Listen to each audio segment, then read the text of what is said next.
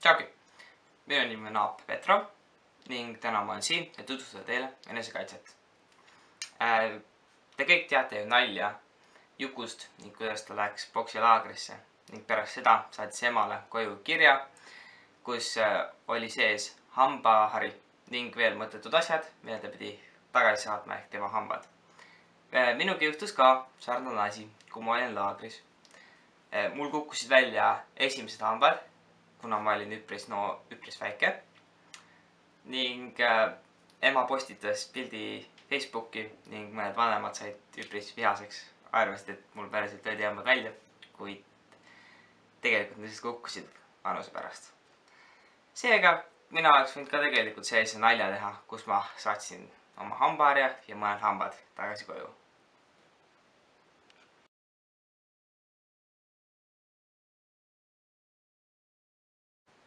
Asjad, mida ma kuulen, kui inimene ütleb, et ei taha trenni tulla. See pole minu jaoks liiga vägivaldne.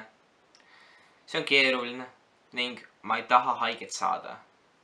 Ning selle peale ma küsin sinult, mida sa teed, kui keegi sind tänaval ründab? Kas sa lähed lihtsalt ja ütled, ära tee, see on minu jaoks liiga vägivaldne? Või sa jääd rahulikuks, võtad sisse võitlusasendi ning küsid, kas sa ikka tahad seda teha?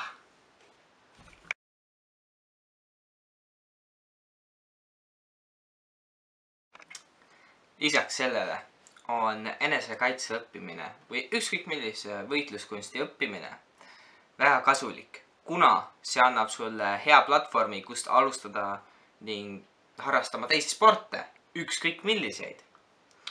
Ning mulle meeldib üks ütlus, mille ütles Soome karateõpetaja Marko Pilato. At the start we are masochists, but along the way we turn into sadists. See oli väga hea ütlus ning sellele lisaks ütlen ka. Vihane rahvatantsija läheb ennem aknaid peksma kui karateka. Sest meie oleme õppinud oma emotsioone taltsutama ning sa saad neid trennis välja elada boksi kotti peksta.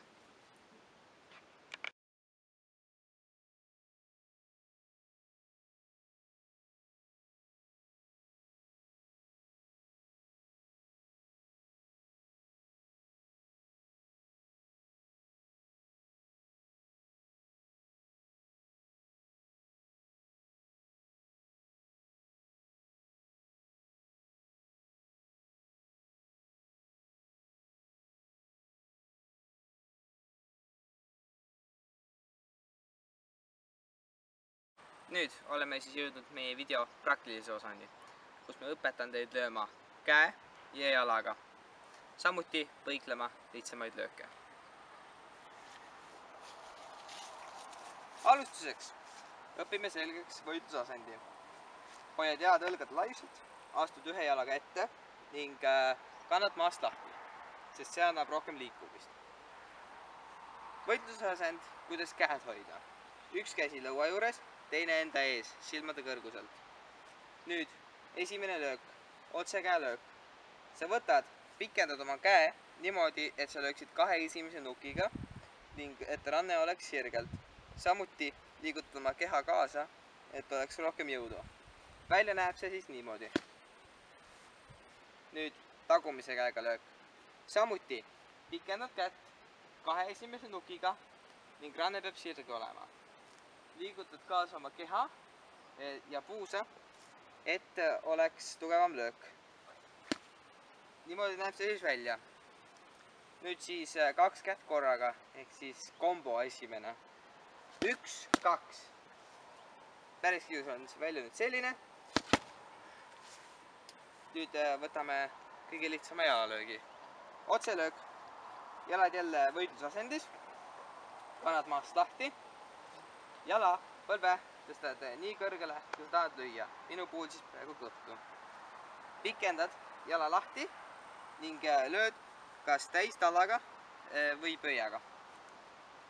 Nii, välja näeb siis selline.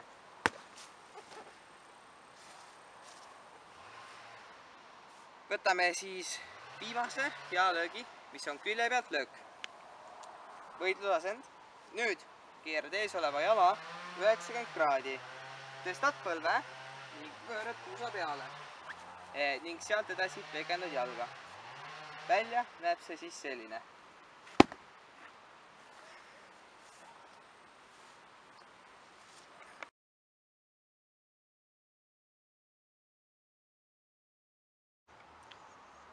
Üks kõige olulisemaid teemasid enesekaitses on löökide blokkimine ning nende eest ära põiklemine.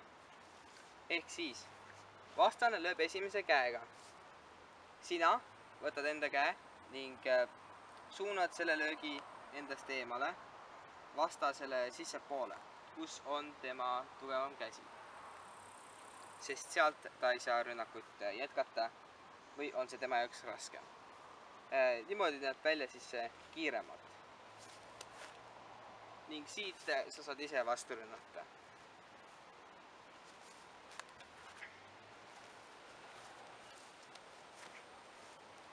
See töötab siis mõlema käega. Nüüd võtame siis, kuidas põigelda haagi eest. Haak tuleb, sa näed, sa kas paned oma käevarre ette või sa sukeldud löögi alt läbi ning sealt saad vastu rünnata. Ehk siis välja näeb see niimoodi.